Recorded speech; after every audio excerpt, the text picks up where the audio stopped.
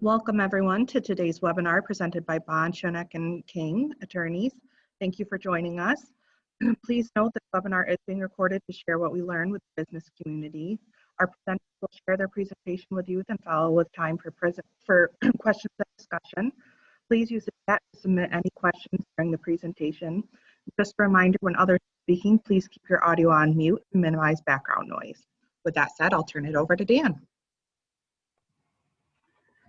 Thank you, Candace, and thank you, first of all, to the Chamber, in particular to you, Candace, for doing such a tremendous job of putting this together. This is the second one of these installments that we've done, and we really appreciate you having us back and hope that it's a worthwhile exercise for your members. I also want to thank all of you that are on the webinar now for taking a few minutes out of your day. Again, hopefully this drives some value. We want this to be interactive. So to that extent, please feel free to use the chat button to submit any questions. A lot of this is going to be Q&A between myself and the other presenters. And really it's based on the tremendous amount of feedback that we've gotten from other clients. So we understand the specific questions that are coming up over and over and over again. And we're sort of, basing our presentation on those types of things. So please use the chat function. And if for some reason we don't get to your question today, our contact information is going to be on the slides, so please feel free to reach out to any one of us. Quick background, I am a trial attorney here in our Syracuse office of Bond, Schoeneck and King, but also very proudly a native son of Chemung County. I grew up there. I haven't lived there in about 15 years, but I'm still down there on about a weekly basis because I have a lot of family, friends, and certainly clients in that area. So Chemung County will always be near and dear to my heart. Bond, Schoeneck and King, for those of you who don't know, we are a full-service law firm of about 250 lawyers. We're spread out all across New York State, as well as in Overland Park, Kansas, and Naples, Florida. So we have a pretty diverse practice, as you're going to see today, both geographically and practice areas. You'll notice that based on the location and the expertise of the three presenters that have been kind enough to join us. Before I get to them, these are challenging times, and we've spent literally tens of thousands of hours working through the various COVID-related and non-COVID-related legal issues that have come up over the last 6 months. It is a incredibly dynamic and constantly evolving legal landscape. So in addition to the other uncertainty and anxiety that we have in our lives, for example, school started this week for a lot of our kids. Trying to stay on top of the legal landscape and the various changes has been incredibly difficult. So because of that, we thought it may be helpful to spend some time this morning bringing you up to date on a few of the emerging legal issues, and again, answer some common questions that you have. So without further ado, the first topic that we're going to discuss today is very timely and very important. It's the new rules regarding paid sick leave. Not surprisingly, there's a lack of clarity in the law, and my colleague Andy Bobrick is here to walk us through that. There's also, my understanding, is some new regulations that the DOL put out last week regarding the Families First Coronavirus Response Act. So he's also here to talk about that.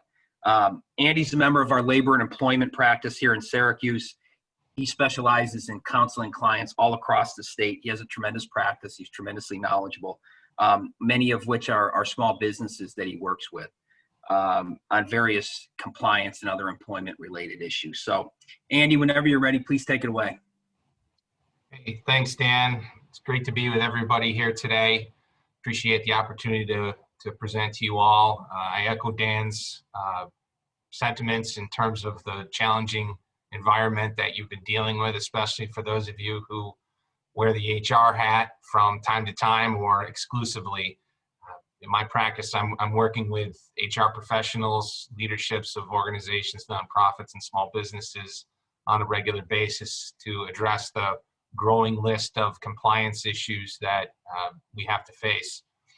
The coronavirus and COVID pandemic certainly added to that list of requirements that we need to be mindful of, and new statutes both on the state and federal level. Two that I want to just talk about briefly today.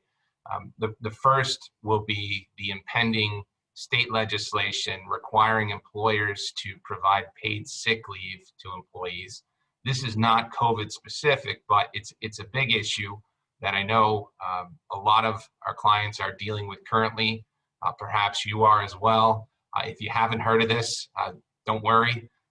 You're not alone, I'm sure, and we can certainly work with you in your business organization to help with compliance issues. The second issue, as Dan mentioned, is just to talk about an emerging issue on the federal side of things, dealing with the federal legislation that provided certain types of coronavirus-related leave to eligible employees, and some key developments there that I'll cover just quickly. If we can go to the next slide, you'll see just some basic information about the New York paid sick leave. So some key pieces for this, if you're not already familiar. The accruals are supposed to start on September 30th, 2020. Again, there's going to be two ways that you can provide this benefit to employees. One, you can accrue it, and the way that it's accrued is 1 hour of paid sick leave for every 30 hours worked. Again, if you're selecting that method, those accruals would need to begin on September 30th. And I would just, as an aside, say I wouldn't necessarily freak out about that impending deadline, because we can kind of figure this out after the fact. And I say we can figure this out after the fact because employees won't actually be able to use, eligible to use any of the paid sick leave time until January 1, 2021. But for sure, now is the time to be thinking about these issues and addressing them and getting your policies and procedures aligned with the new requirements. As you'll see in the chart, what type of benefit and the amount of the benefit that needs to be provided will depend on the size of your business or organization.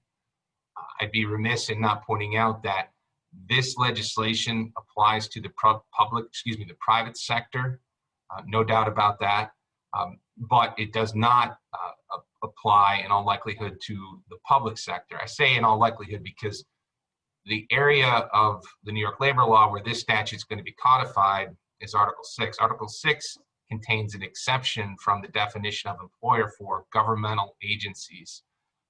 In that term, governmental agencies, has been broadly construed by both the New York State Department of Labor and courts here in New York to include a wide variety of public sector entities, including school districts, municipalities, the Metropolitan Transit Authority, the NYPD.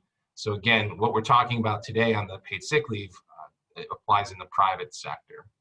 A couple other quick points to take away on this legislation, just the moving parts. Again, you have that choice to front end load the time. By that, I mean, you'll give them that full bank of time, whether it's 40 hours or 56 hours as of January 1, or you can allow your employees to accrue the time. This applies to all employees. There's no exception in the legislation as it stands right now, and absent guidance from the state. There's no exception for part-time employees or exempt employees. With respect to part-time employees, that can be a new issue for many employers who may not provide a paid time off benefit, especially small employers. As well as with exempt employees, they may not have exempt employees track their use of such leave. And that's going to be a change because we're going to need to be doing that for all employees who are using PSL. There's no payment that's required on termination. That's clear in the legislation. I would encourage you to make sure your policies are also clear on that point, if indeed that is your policy. There are maximum use limitations that we can impose for this paid sick leave for employers with less than 100 employees. We can cap usage at 40 hours per year. For those with 100 or more, we can cap the usage at 56 hours per year. Any unused time must also be carried over from 1 year to the next. And I should say that year can be a calendar year or can be a different policy year that we set up under our plan. And then there's some other smaller issues, but noteworthy. We can't require an employee to produce any confidential information relating to the underlying condition or circumstances. And again, when this is going to apply is really three different buckets. One, where I'm sick, I'm not feeling well, I need to go to the doctors, whatever it might be. where I have a family member, and that term is defined broadly, who is sick, needs medical assistance, needs help from me, or where I'm a victim of domestic violence, human trafficking, and there's an enumerated list of other conditions that make me eligible for the leave, or I've got a family member who's been such a victim. So in those circumstances, that's when you qualify for the leave, and we can't require employees to provide confidential information about that. Finally, there's reinstatement obligations. The employee must be returned to the same job when they complete their paid sick leave. We can't retaliate or discriminate against anybody. So I know there's a lot of questions on this. As Dan pointed out, there is some uncertainty. The legislation's pretty bare bones, but we've been working with our clients on a very regular basis now, helping to fill in those gaps as best possible and making sure that they have a plan that they're ultimately comfortable with from a practical standpoint and from a legal risk standpoint. So Dan, I don't know if we want to address any questions on PSL before we move on to the other piece. Why don't you go into the other piece, Andy, and then we'll circle back at the end. We'll see if there's any questions in the chat. I certainly have a couple of them, so if it doesn't pop up, we'll hit both of them at the end. All right, great. So as you'll see on the next slide, we saw an emerging development just last week with respect to the Family First, I think it's the Coronavirus Relief Act, Ffcra. This was federal legislation that was passed way back in the spring, which seems like years ago, when the pandemic really emerged, and the federal government was passing legislation designed to assist employees in the workplace and employers. So this is the benefit where if employees have a qualifying reason for the leave, so say they're diagnosed with COVID or their healthcare provider recommends that they not go to work, or if they have a child whose school is closed, and these individuals can't telework from home or work, they're eligible for a paid benefit. Likewise, there's an Emergency Family Medical Leave Act that provides an extended benefit out to 12 weeks that allows an employee to take paid leave if their child's school is closed and they can't telework due to COVID. So the legislation was passed in spring. The federal government enacted regulations that put some meat on the bone of that statute and address some of the questions that had arisen. Shortly thereafter, the New York Attorney General sued the federal government, the U.S. Department of Labor, claiming that, in short, some of these regulations were not enacted properly according to the Administrative Procedures Act, or constituted impermissible overreaching on the part of the federal government. So following that decision, just last week, the U.S. Department of Labor issued new regulations to address the court findings and provide additional guidance to employers and employees who may avail themselves of this benefit. I won't go into a lot of detail on this. What I really want to do is just kind of flag these issues, so if they should come up on your end, that you engage legal counsel and check on them, because these are very much emerging issues. But if you have an employee who is furloughed or laid off, and you get a request from them for Ffcra leave, again, the U.S. Department of Labor has said that they're out of work at that time because of their unavailability of work due to the furlough, not because of COVID, and they wouldn't be eligible for benefits. But I encourage you to check on that with legal counsel. If you get a request for intermittent usage, again, the Department of Labor most recently has said that that is only to be provided in certain circumstances and only if the employer approves it. But again, we encourage you to check with legal counsel on that. The definition of a healthcare provider in terms of who may be exempt from the legislation, and there is an exemption for healthcare providers who don't need to be provided with the paid leave benefits under the Ffcra. That definition has been narrowed considerably from what it was under the regulations. And I know this can be a key issue for many employers. And finally, I won't go into detail, but some of the notice requirements and obligations on the part of employees also were clarified through these new regulations. So Dan, very, very high level, quick overview on those, but hopefully that helps people at least spot the issues. No, that's great stuff, Andy. I appreciate it. There again, there's a lot to think about. There's a lot to look at, and we're unpacking it at the same time our clients are. So we're we're all working, we're all rowing in the same direction. A couple things I wanted to clarify, to go back for a minute to the paid sick leave. A question that I've gotten a lot from my clients is particularly this time of the year, as seasonal businesses are closing or opening, depending on what you are. I get a lot of questions about temporary, casual, or seasonal employees, those folks that may not get 40 hours a week or aren't full-time employees. How do we treat them? How does the legislation treat them? It does not expressly address these different classes of employees in any way. I think the fair reading of the legislation is that they would be covered. They would be eligible potentially for leave, either on a lump sum basis or due to the accrual method.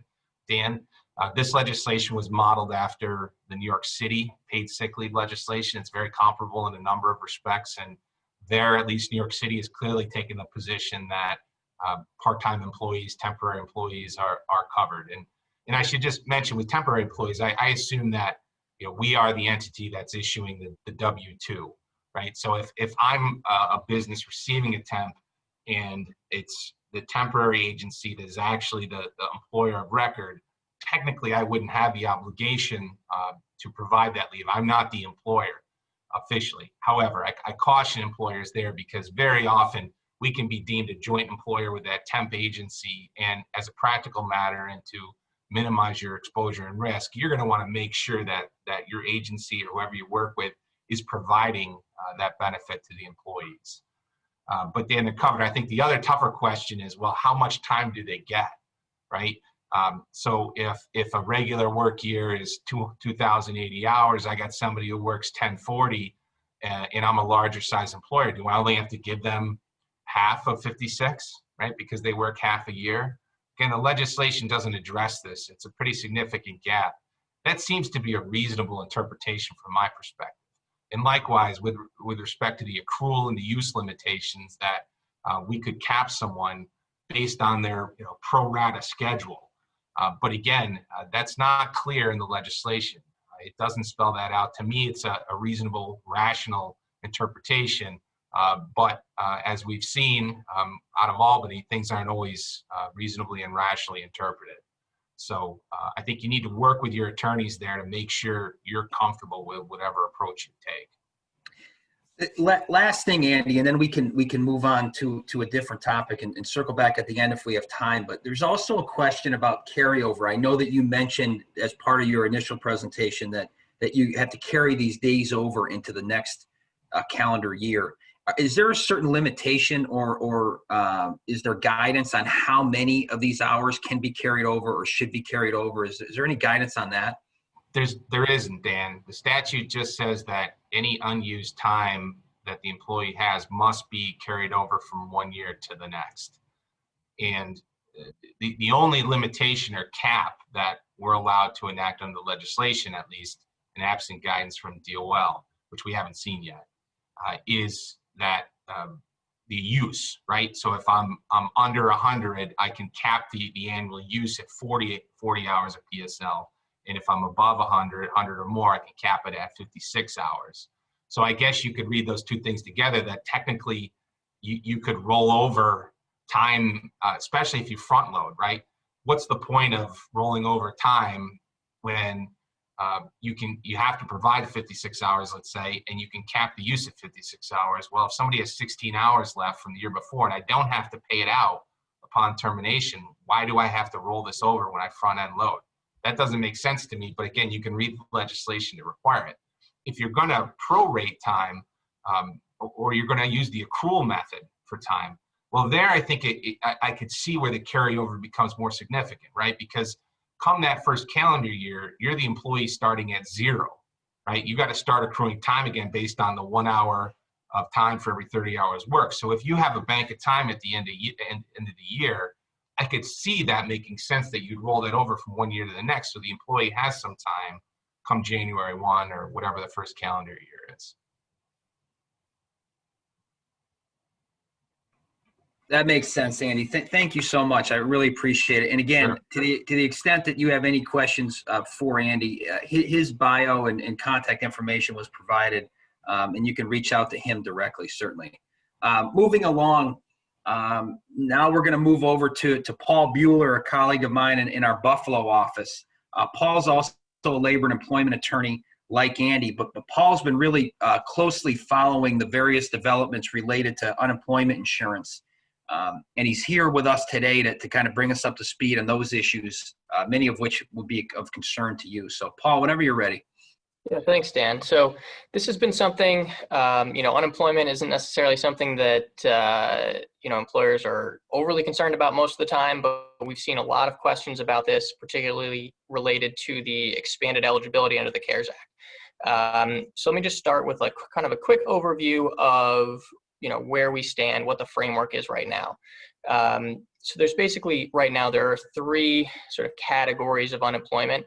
The existing framework where someone loses their job through no fault of their own and they can collect unemployment benefits. And then there's two new categories under the CARES Act. So there's a new category for people who wouldn't typically meet the eligibility requirements. So this is people who, for example, have exhausted their eligibility. They've already used their normal 26-week allotment of unemployment benefits. People who are self-employed, people who are independent contractors, students who work at their school or things like that. These are all people who are now eligible for some amount of unemployment benefits, provided they meet certain eligibility criteria. And they obviously wouldn't normally be eligible. So some of these criteria include people who are diagnosed with COVID-19, people who are caring for a family member who's diagnosed with COVID-19, people who are caring for a school-age child, and the school is closed or their place of daycare is closed due to COVID-19, people who have lost job offers, jobs have been rescinded because of COVID-19, people who are not able to, due to some travel restriction, not able to travel to their job. So if people fit into those categories, they can basically receive unemployment benefits, even though under normal circumstances, because they're a self-employed individual, because they're an independent contractor, because they're a student, et cetera, they wouldn't normally. Now there is this category for them to receive unemployment benefits. They can receive it for up to 39 weeks, and it's calculated at the normal New York State calculation method. So it's the 504 per week as a maximum. And then there is this third category, which is kind of an addition to the normal framework for unemployment that we always have. And it really just provides that if somebody uses up their 26 weeks, but they're still actively looking for a job and they can't find one, then they get this additional 13 weeks of eligibility. For all three of these categories, beginning in March when the CARES Act was passed, through the end of July, there was an additional $600 weekly benefit that has now expired. So previously people could get up to the 504 maximum under the New York State calculation method, and then everyone would get an additional $600 per week until that money expired at the end of July. We've seen that kind of replaced with an executive order from President Trump that provides for an extra $300 a week for a limited duration as well. The other thing to note about these categories, the existing unemployment framework that we always have, that's going to continue to exist. The two enhanced eligibility criteria categories under the CARES Act for people who aren't normally eligible, or for this additional 13 weeks of eligibility, those are all going to expire at the end of 2020. So, as of, it's actually December 28th of 2019, we'll revert to just the normal category for unemployment benefits. So that's kind of the framework that we're dealing with.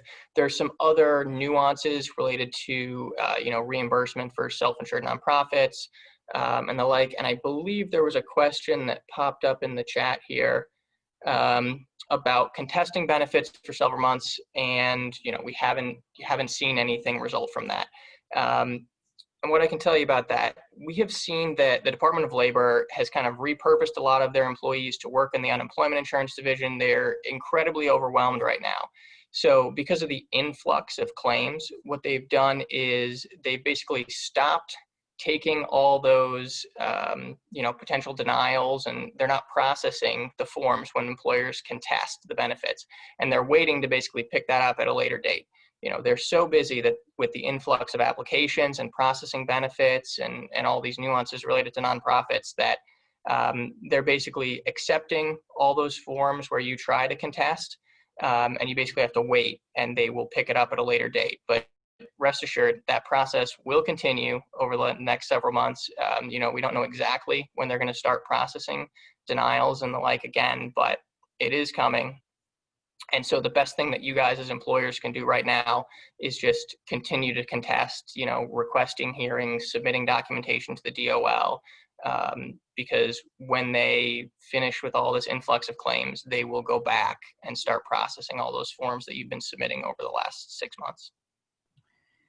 Hey, Paul, you mentioned it a couple times, and I know we've gotten a lot of questions on this, and I'm not sure if there's any of these nonprofit folks that are on the webinar today, but what are some of those nuances pertaining to nonprofits with respect to the unemployment benefits?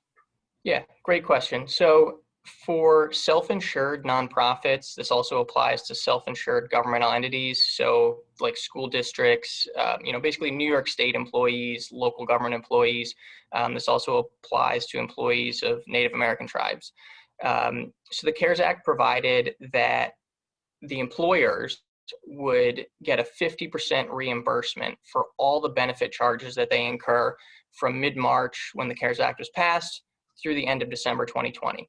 The United States Department of Labor kind of explained how they thought that would work, and they said either your state unemployment insurance provider can charge these nonprofits and governmental agencies 100% of all the benefits they're paying out and provide you with a 50% reimbursement later, or they could just charge you 50% of all the benefits that would normally be attributed to you.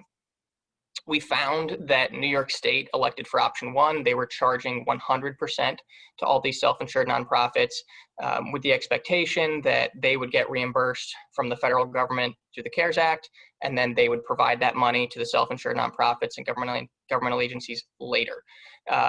Congress wasn't so pleased with that designation, and it looks like not just New York did it. I think every single state did the same thing. So Congress was upset by this. They said, no, we intended was that nonprofits would only be charged 50% upfront, and each state is going to get reimbursed later. So they passed in mid-July, and it became effective in August. It's called the Protecting Nonprofits from Catastrophic Cash Flow Strain Act.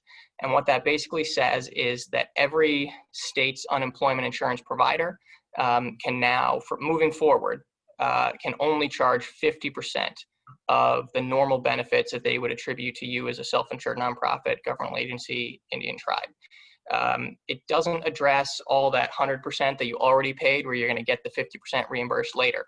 But effectively, for your second quarter charge statement, your third and fourth quarter charge statement, you're only supposed to be charged 50%.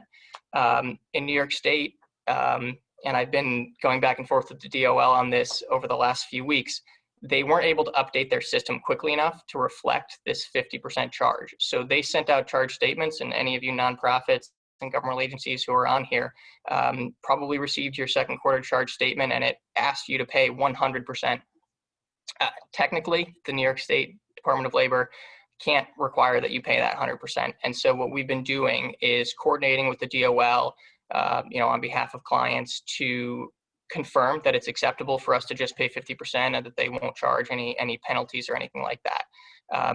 This has been particularly important for some of the larger nonprofits who, have seen unemployment insurance charges, in excess of $1 million.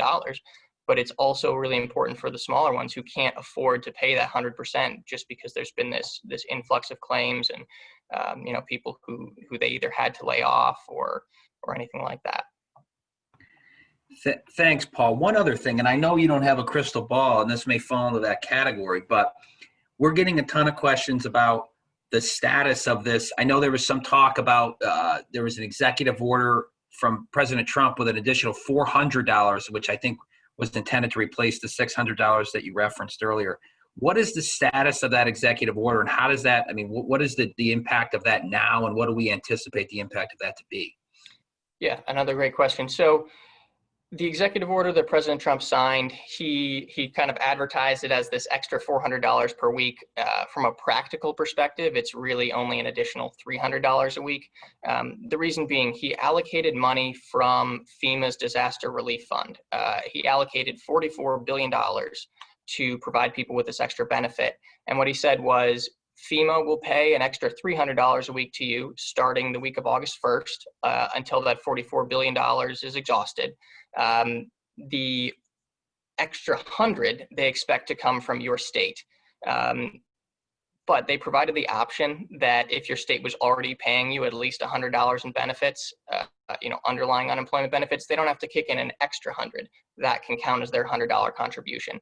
So it effectively increased people's unemployment benefit check an extra $300 every week, retroactive to the week of August 1st. And then because it was only, I say only, $44 billion across the United States, at $300 a week, unfortunately doesn't last that long with the number of unemployment claims that we're seeing. And they estimated that that money would last no more than 6 weeks. So we're at about that 6-week mark.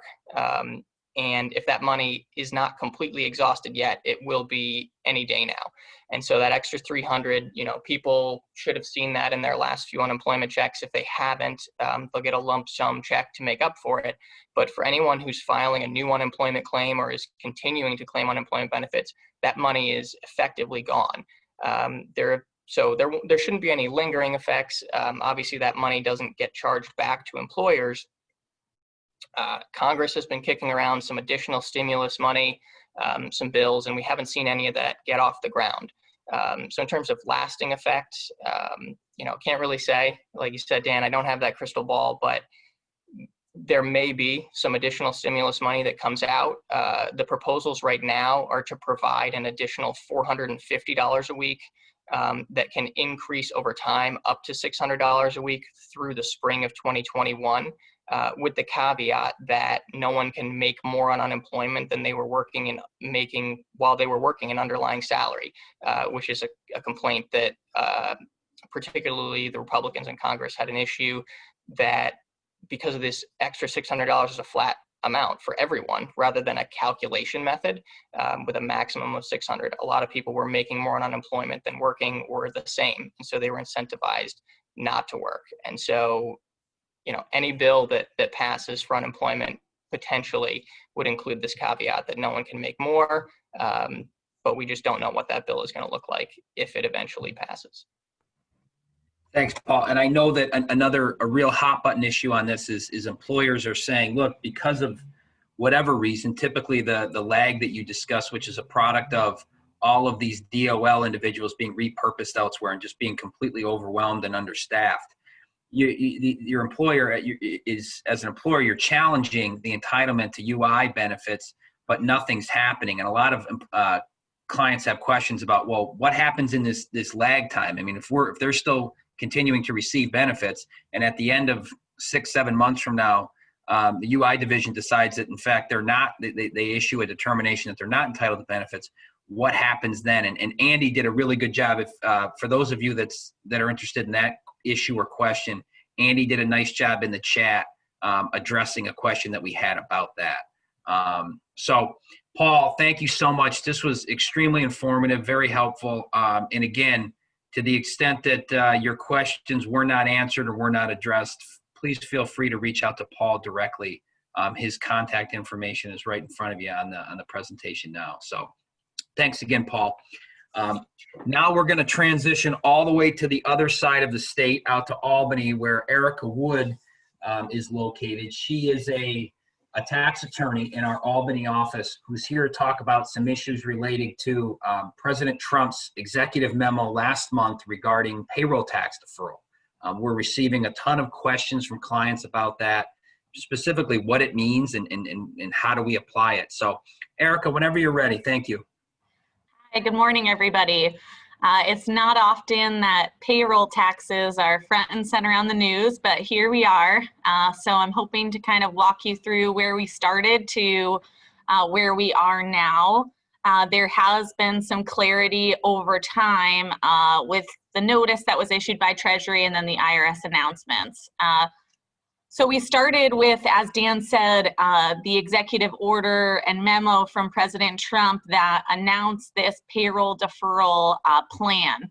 And so you might recall, some of you are probably participating in the CARES Act deferral of the employer portion of Social Security. This executive memo was aimed at the employees portion of Social Security. So that's 6.2% of their wages. And so the executive order came out. There wasn't really a lot of guidance, kind of punted to Treasury in terms of implementing guidance, and so left a lot of questions in terms of whether it was optional or mandatory and whether amounts would ultimately need to be paid back. What we did find out in that memo was that qualifying employees were those who made less than $4,000 on a biweekly period, and that's on a pre-tax basis, and that this program was going to apply to defer wages from September 1st to December 31st of this year. So fast forward 20 days, we get to August 28th, just a few days before the payroll period is going to start, and Treasury issues Notice 2020-65. This notice was pretty short. It was 2 pages.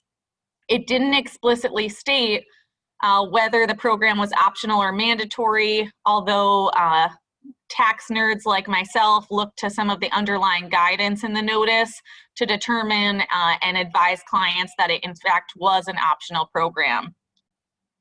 So again, confirming who qualified employees were, but clarifying in the notice that it's the employer's obligation to really test for who's an eligible employee. So this means to the extent you have a workforce that has fluctuating pay, either commissions or bonuses that are issued for specific types of performance, that it's your obligation, if you're going to participate in the program, to ensure that the deferral is applying only to those that are eligible. So you're going to have to test to make sure people are below that $4,000 amount biweekly. Again, confirmed the wage period, but also clarified that in fact these taxes are going to need to be paid back. So that was one of the key issues, was, is this a complete forgiveness of the tax? Is it going to be paid back similarly to the CARES Act provision in lump installments?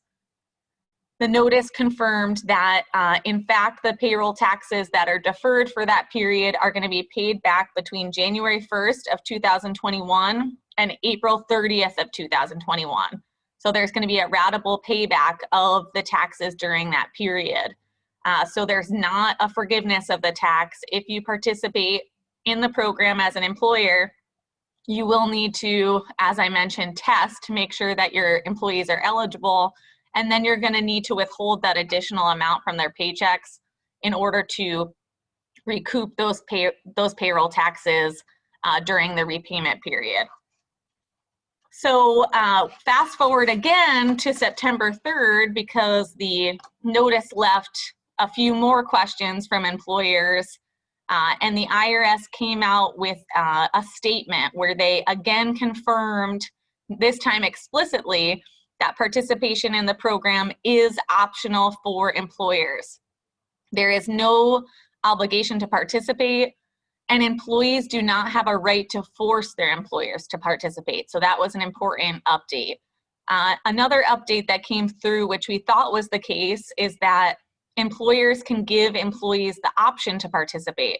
So they can send out a notice to employees and say, here's the details of the program. Do you want to opt in or out? Something to consider with both that and the testing, if you have fluctuating pay, are just really administrative issues. Does your payroll administrator have the capacity to do that? So do they have the ability to turn on and off this deferral if you have fluctuating pay? And do they have the ability to differentiate between employees who opted in and out of the program? So an important takeaway for employers that are wishing to participate in the program is that ultimately employers are liable for the tax. So the IRS made this explicitly clear in the notice by saying that the IRS would look to employers for this deferred tax to be paid back. And so that really begs the question for employers whether they want to participate. They would be undertaking the risk that an employee could ultimately leave during that repayment period next year, and the employer would be left on the hook for those taxes. So that, I would say, in my experience, has kind of led most employers to opt out of the program and to say they're not going to participate. Although, you know, we can talk about some of the issues and implications if you are going to participate and how you could mitigate that. So I think that's really the key takeaway here that caused a lot of confusion, is that it's an optional program for employers to participate. Employers are ultimately liable for the tax. So when the repayment period comes, the employer is going to have to deposit those taxes in their ordinary course and file the 941 for those payroll taxes. So that's important for you to know. Thank you, Erica. One question that has come up, at least with some of my clients, is they do decide for one reason or another that they are going to participate, okay? And it's a question that I get often because in my line of work, I'm in court all the time. People are fighting over something. So the employer is always questioning, what can I do to hedge liability? How can I fully protect myself if I do, in fact, decide to participate in this program? What kind of advice are you giving clients to that issue or concern?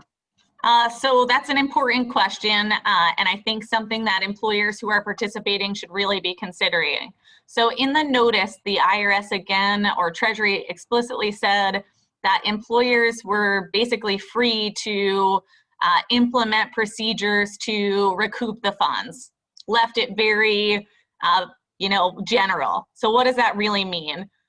From the legal perspective, that means that you could have your employees enter into agreements that you could recoup those funds from them even if they were to leave. The caveat there is you need to make sure that these agreements are compliant and okay under state law, so any labor laws that apply, and also that they're not violating any types of union contracts that you might have with employees. So I know in New York State, and I'm, would defer to my colleagues who are the real experts, but I've been told that in order to deduct additional amounts from a paycheck from an employee, you would need their explicit agreement. So that would be something you definitely want to run by your legal counsel if you're looking to mitigate damages there. Thanks, Erica. And let's look, I guess, on the other side of the coin, which would be if we don't participate as an employer, what type of notice, if any, or notification do we owe our employees? So you as an employer don't have any obligation to provide notice that you're not participating in the program. With that said, as a policy matter, you should really, and I've told clients this is really dependent on their workforce, how have they been getting questions about it? Are people interested in participating? If you have been, I think, it makes sense to at least address whether you're participating or not. Also, I would say, if you're not opting into the program, you might give some explanation why. For example, a lot of employers said, we're going to have to double withhold. So it's going to be 12.4% of Social Security tax that's coming out from January to April. So we're talking post-holiday period. A lot of people have spent more money during the holidays than, we probably all should. I know I'm guilty of the same. And are you really, wanting to take a pay cut during that time? Because ultimately the amount's going to have to be paid back. So that's something to consider and sometimes help soften the disconnect and why employers are not participating and employees may want the benefit. Thank you, Erica. That was tremendously helpful. We have one question that just came in. It talks about because it's the deferral is not required. It appears that the Chamber and the Business Council of New York State have recommended that employers not participate, but they do recommend that they communicate clearly with the employees about why. So is that consistent, Erica? Just as you said, as a policy measure, it's important. Transparency and full open lines of communication are obviously important. Yeah, I think it's particularly important here because there has been a disconnect. It wasn't clear when the program first came out that it was optional.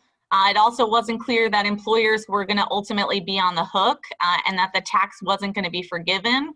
So as this has evolved over time, I think it makes sense to, address those issues. And I think that adds some clarity to, why employers might not want to participate, and having that conversation, I think bodes well to, just a good environment at work for their employees. Great, thank you. So here we are, we're towards the top of the hour. I think, although I'm not certain, is that while we were speaking, I think some of the other presenters did a good job of either addressing the questions in the chat right there, or I referred the questions from the chat to the presenter. So I think we touched upon everything that was already in the chat. To the extent that we did not get to it, or there is something else, please feel free to reach out to us directly. You have our contact information, and we're happy to work with you. Again, you are not alone in this. This is a very, very difficult situation, and these are troubling times, particularly for an employer. We're here for you. We're here to work with you to whatever extent we can be helpful. So again, if you do have questions, please reach out to us. I want to again thank the Chamber. I want to again thank Candace for doing a tremendous job. And this is, as I mentioned at the outset, this is the second installment of this presentation and what we would hope for. I mean, of course, we always would prefer to be down there in person. I know Andy would like to go with me. He'd like to hit Moretti's once or twice, but because of these virtual presentations. Twice, Dan? That's it? Yeah, these virtual presentations tend to be more efficient for scheduling purposes. So I've indicated to the Chamber and to Candace that we're certainly interested in continuing this relationship. And again, like I said at the beginning, I'm down there all the time. So you do have a friend in us down there, and we're happy to help however we can. So with that, Candace, I'll turn it back over to you. Thank you, Dan. Thank you, Andy, Paul, and Erica for your presentation today. And we are, again, recording this, so I will share the link with everyone, and I'll also share the link to the previous webinar that we presented, as Dan mentioned. So if anyone has any questions, feel free to reach out to us, and we'd be happy to connect you. But with that said, I think we'll end things. Alrighty. Thank you for joining us today, everyone.